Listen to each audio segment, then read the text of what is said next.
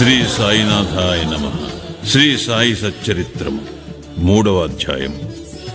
సాయిబాబా అనుమతి, వాగ్దానము, భక్తులకు బాబా నియమించిన పనులు, బాబా కథలు, సముద్ర మధ్యమున దీపస్తంభములు, బాబా ప్రేమ, రోహిలా కథ, అమృతతుల్యములైన బాబా పలుకులు, సాయిబాబా యొక్క అనుమతియు వాగ్దానము.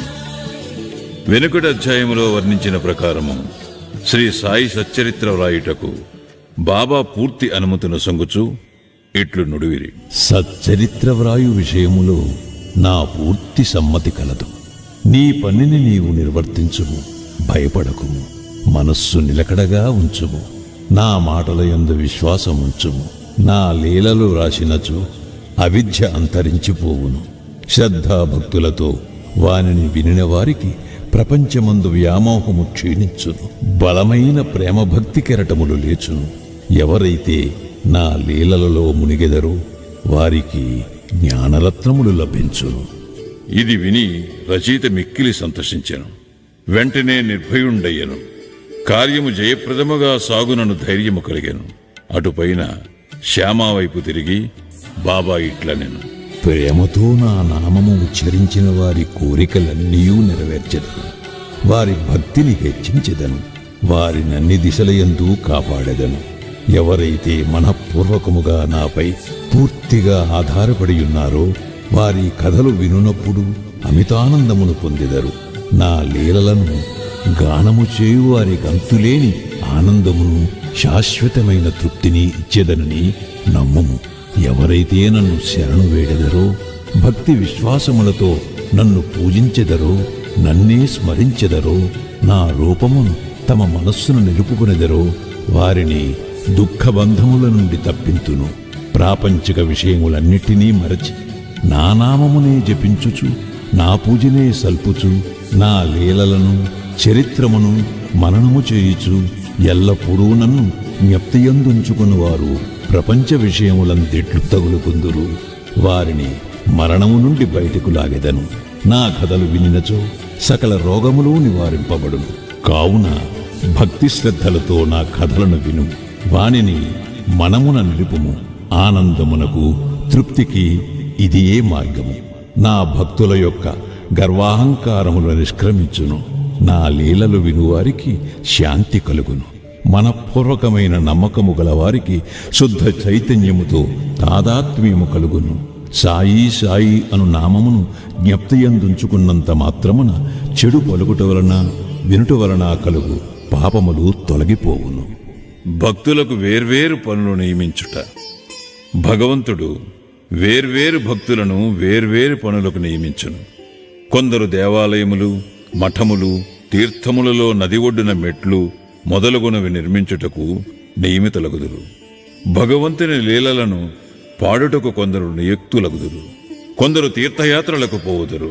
సచ్చరిత్ర రచన నాకు నియమింపబడినది. విషయజ్ఞానము శూన్యమగుటచే ఈ పని నా అర్హతకు మించినది. అయినచో ఇంత కఠినమైన పని నేనెందుకు ఆమోదించవలను? సాయిబాబా జీవిత చరిత్రను వర్ణించగలవారెవ్వరు? సాయి యొక్క కరుణయే ఇంత కఠిన కార్యమును నెరవేర్చు శక్తిని నాకు ప్రసాదించినది. నేను చేత కలము పట్టుకునగానే సాయిబాబా నా అహంకారమును పరిహరించి వారి కథలను వారే వ్రాసికొనిది. కనుక ఈ గ్రంథమును రచించిన గౌరవము సాయిబాబాకే చెందుతుంది కాని నాకు కాదు.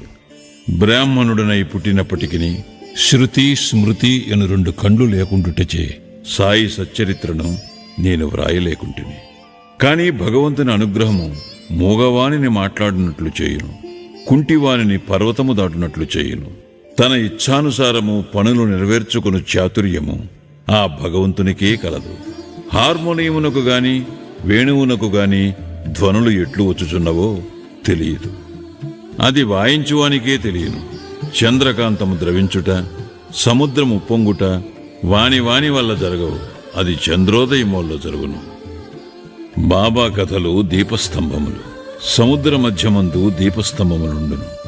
పడవలపై పోవువారు ఆ వెలుతురుతో రాళ్ళు, రప్పల వల్ల కలుగు హానులను తప్పించుకుని సురక్షితముగా ప్రయాణింతురు.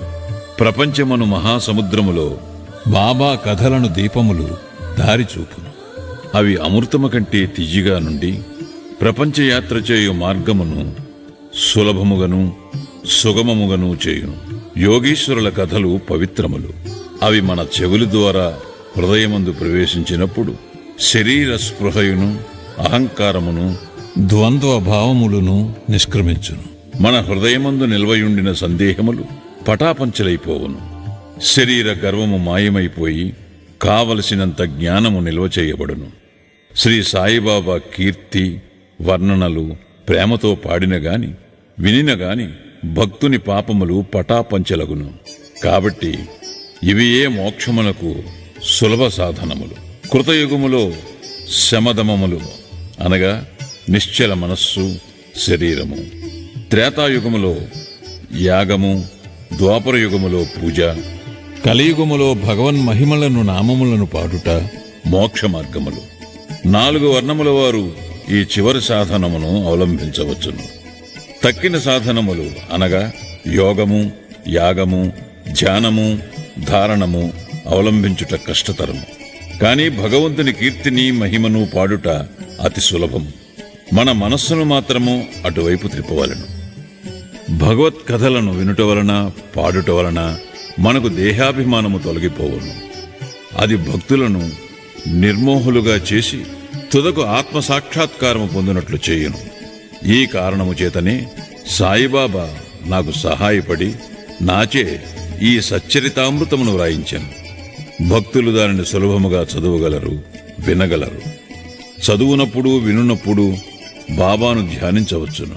వారి స్వరూపమును మనస్సునందు మననము చేసుకునవచ్చును. ఈ ప్రకారముగా గురువునందు తదుపరి భగవంతుని యందు భక్తి కలుగును. తుదకు ప్రపంచమందు విరక్తి పొంది ఆత్మసాక్షాత్కారము సంపాదించగలుగుదుము. సచ్చరితామృతము రాయుట, తయారు చేయుట బాబా యొక్క కటాక్షము చేతనే సిద్ధించినవి. నేను నిమిత్తమాత్రుడుగానే యుంటిని. సాయిబాబా యొక్క మాతృప్రేమ. ఆవు తన దూడనెట్లు ప్రేమించును అందరికీ తెలిసిన విషయమే. దాని పొదుగు ఎల్లప్పుడూ నిండియే యుండును. దూడకు కావలసినప్పుడెల్లా కుడిచినచో పాలు ధారగా కారును. అలాగుననే బిడ్డకు ఎప్పుడు పాలు కావలనో తల్లి గ్రహించి సకాలమందు పాలిచ్చును. బిడ్డకు గుడ్డలు తొడుగుటయందును అలంకరించుటయందును తల్లి తగిన శ్రద్ధ తీసుకుని సరిగా చేయును. బిడ్డకు ఈ విషయమేమీ తెలియదు. కాని తల్లి తన బిడ్డలు చక్కగా దుస్తులు ధరించి అలంకరింపబడుట చూచి అమితానందము పొందును. తల్లి ప్రేమకు సరిపోల్చదగినదేదియూ లేదు. అది అసామాన్యము, నిర్వ్యాజము. సద్గురువులు కూడా ఈ మాతృప్రేమ వారి శిష్యులందు చూపుదురు. సాయిబాబాకు కూడా నా యందట్టి ప్రేమయుండెను. దానికి క్రింది ఉదాహరణమొకటి. 1916వ సంవత్సరంలో నేను సర్కారు ఉద్యోగము నుండి విరమించితిని. నాకీయ నిశ్చయించిన పింఛను కుటుంబమును గౌరవముగా సాకుటకు చాలదు. గురు పౌర్ణమి నాడు ఇతర భక్తులతో నేను కూడా షిరిడీకి పోయి తిని. అన్నా చించినీఖర్ నా గురించి బాబాతో ఇట్లా నేను, దయచేసి ఈ అన్నాసాహెబ్ యందు దాక్షిణ్యము చూపుము. వానికి వచ్చు పింఛను సరిపోదు. వాని కుటుంబము పెరుగుచున్నదే. వానికి ఇంకేదైనా ఉద్యోగం ఇప్పించుము. వాని ఆతురతను తీసి నిశ్చింతను కలుగు చేయుము. అందులకు బాబా ఇట్లు జవాబిచ్చాను. వానికి ఇంకొక ఉద్యోగము దొరుకును. కాని వాడిప్పుడు నా సేవతో తృప్తి పడవలను. వాని భోజన పాత్రలు ఎప్పుడూ పూర్ణముగానే ఉండును. అవి ఎన్నటికీ నిండుకొను. వాని దృష్టినంతటినీ నా వైపు త్రిప్పవలను. నాస్తికుల దుర్మార్గుల సహవాసమును విడువవలను. అందరి ఎడల అణుకువ నమ్రతలు ఉండవలను. నన్ను హృదయపూర్వకముగా పూజించవలను. వాడిట్లు చేసినచో శాశ్వతానందం పొందును. నన్ను పూజింపుడను దానిలోనే ఈ నన్ను అనగా ఎవరు అను ప్రశ్నకు సమాధానము ఈ గ్రంథము యొక్క ఉపోద్ఘాతములో సాయిబాబా ఎవరు అను శీర్షిక క్రింద చెప్పిన దానిలో విశదీకరింపబడి ఉన్నది. చూడుడు. రోహిలా కథ. రోహిలా కథ విన్నచో బాబా ప్రేమ ఎట్టిదో బోధపడను. పొడుగాటివాడును, పొడుగైన చొక్కా తొడిగినవాడును, బలవంతుడునగు రోహిలాయుకుడు బాబా కీర్తి విని ఆకర్షితుడై షిరిడీలో స్థిర నివాసము ఏర్పరచుకొనెను. రాత్రింబగళ్ళు ఖురానులోని కల్మాను చదువుచు అల్లాహో అక్బర్ అని ఆబోతు రంకె వేయునట్లు బిగ్గరగా నరుచుచుండెను. అందువలన పగలంతయు పొలములో కష్టపడి పనిచేసి ఇంటికి వచ్చిన షిరిడీ ప్రజలకు రాత్రి నిద్రాభంగమును అసౌకర్యమును కలుగుచుండెను. కొన్నాళ్ల వరకు వారు దీనిని ఓర్చుకునిరి. తుదకు ఆ బాధ నోర్వలేక బాబా వద్దకేగి రోహిలా అరుపులు ఆపమని బ్రతిమాలిరి. బాబా వారి ఫిర్యాదును వినకపోవటయే కాక వారిపై కోపించి వారి పనులు వారు చూచుకొనవలసినదే కాని రోహిలా జోలికి పోవద్దని మందలించిరి.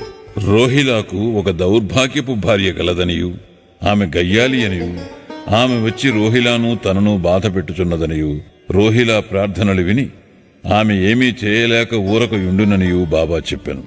నిజముగా రోహిలాకు భార్యయే లేదు. భార్య అనగా దుర్బుద్ధి అని బాబా భావం. బాబాకు అన్నిటికంటే దైవ ప్రార్థనలయందు మిక్కుటమగు ప్రేమ. అందుచే రోహిలా తరపున వాదించి ఊరిలోని వారి నోపికతో నోర్చుకుని ఆ అసౌకర్యమును సహింపవలసినదనియు అది త్వరలో తగ్గుననియు బాబా బుద్ధి చెప్పెను. బాబా యొక్క అమృతతుల్యమగు పలుకులు. ఒకనాడు మధ్యాహ్నం హారతైన పిమ్మట భక్తులందరూ తమ తమ పసలకు పోవుచుండిరి. అప్పుడు వారికి బాబా ఈ క్రింది చక్కని ఉపదేశమిచ్చిరి.